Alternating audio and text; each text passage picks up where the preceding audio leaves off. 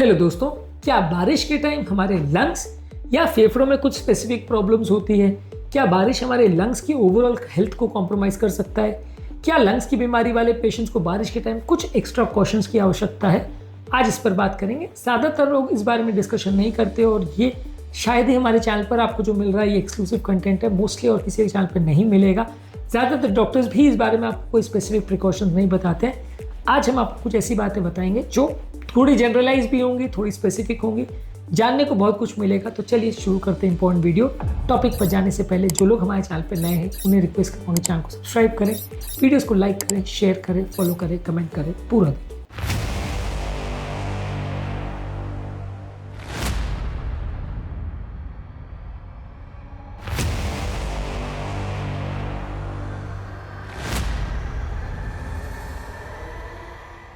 बारिश के टाइम एक तो वातावरण में बहुत ज़्यादा ह्यूमिडिटी होती है, जिसकी वजह से वातावरण में फंगस इन्फेक्शन होने का चांस ज़्यादा होता है। मोल्ड या फंगस वातावरण में बहुत ज़्यादा होते हैं, जो कि रेस्पिरेटरी प्रॉब्लम्स को बढ़ाने का, बिगाड़ने का काम कर सकते हैं। बारिश के टाइम अलग अलग तरह के रेस्पिरेटरी इन्फेक्शन होने का चांस भी बहुत होता है। बहुत सारे बैक्टीरिया वातावरण में बहुत होते हैं, ये हमारे लंग्स में अलग अलग तरह के निमोनिया, इन्फेक्शन और अलग अलग तरह के प्रॉब्लम्स क्रिएट कर सकते हैं। वातावरण में मौजूद ये कीटाणु बारिश के टाइम हमें ज़्यादा अफेक्ट करते हैं। इसके अलावा बारिश के टाइम वायरल इन्फेक्शन यानी कोल्ड और फ्लू होने का चांस भी ज़्यादा होता है। ये सारी चीज़ें भी लंग पेशेंट्स के और जिनको पहले से लंग का प्रॉब्लम है, ऑलरेडी उनकी इम्यूनिटी कॉम्प्रोमाइज है, उनके लिए ज़्यादा डेंजरस होता है। ये सारी चीज़ें हैं जो बारिश में अलग अलग तरह के इन्फेक्शन करके हमारे लंग्स को परेशान करती हैं। इसके अलावा बारिश के टाइम ह्यूमिडिटी की वजह से सांस लेना भी प्रॉब्लमैटिक होता है। जिन लोग का लंग्स ऑलरेडी कॉम्प्रोमाइज है, वातावरण में मौजूद ह्यूमिडिटी के हिसाब से उनको ब्रीदिंग डिफिकल्टीज होती है। जितना ज़्यादा ह्यूमिडिटी होगा उतना ज़्यादा ब्रीदिंग डिफिकल्टी होगा। इसलिए ह्यूमिडिटी एक इंपॉर्टेंट इशू होता है रेस्पिरेटरी प्रॉब्लम को बढ़ाने के लिए। इसके अलावा ओवरऑल एयर की क्वालिटी भी कॉम्प्रोमाइज़ होती है। ओवरऑल वातावरण में एलर्जेंस ज़्यादा होते हैं, तो जिन लोगों को एलर्जिक ब्रोंकाइटिस, क्रॉनिक ब्रोंकाइटिस या अस्थमा की हिस्ट्री है वो बारिश में बढ़ जाती है, क्योंकि एलर्जेंस बारिश में ज़्यादा होते हैं और ये आपकी ओवरऑल लंग डिजीज़ को बिगाड़ते हैं। इसके अलावा वातावरण में कई तरह के पोल्यूटेंट्स भी ज़्यादा रहते हैं, जो बारिश के टाइम वैसे ही बढ़ जाते हैं। वातावरण में एयर का सर्कुलेशन भी इतना ज़्यादा नहीं होता, बादल भी बहुत ज़्यादा रहते हैं, तो ओवरऑल जो पोल्यूटेंट्स है वो बहुत इजीली एस्केप नहीं कर पाते, इजीली दूर नहीं जा पाते। बहुत ज़्यादा केसेस में जो ये पोल्यूटेंट मैटर है, केमिकल्स है, ये वहीं पे फैल जाते हैं।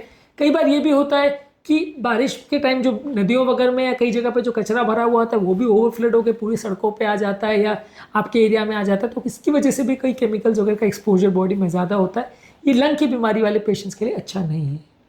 इसके अलावा जिन लोग को फ्लू या कोल्ड का प्रॉब्लम होता है वो कई बार डेंजरस भी हो सकता है।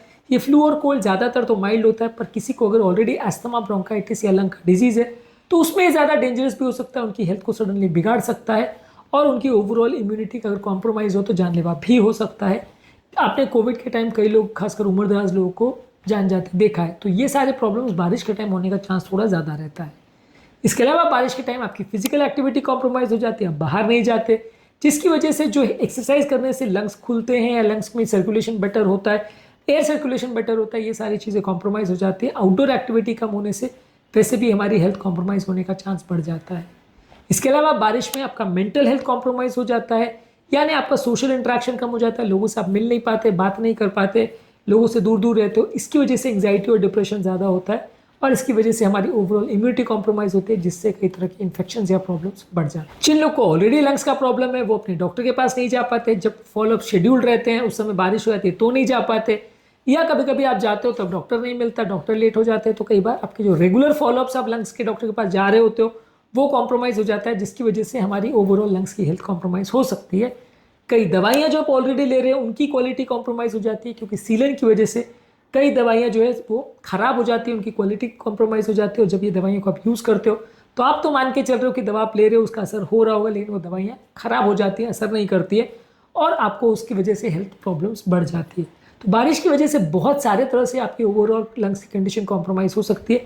ये सिंपल ऐसा नहीं है कि आपको ऐसा लगता है कि बारिश से क्या होने वाला है, बारिश से लंग्स को कुछ प्रॉब्लम नहीं होगी। बहुत सारे डायरेक्ट और इनडायरेक्ट तरीके ऐसे हैं, कई ऑब्वियस कई नॉट ऑब्वियस हैं, जिसके बारे में हमने आज बात करी, जो आपके लंग्स को अफेक्ट कर सकती है।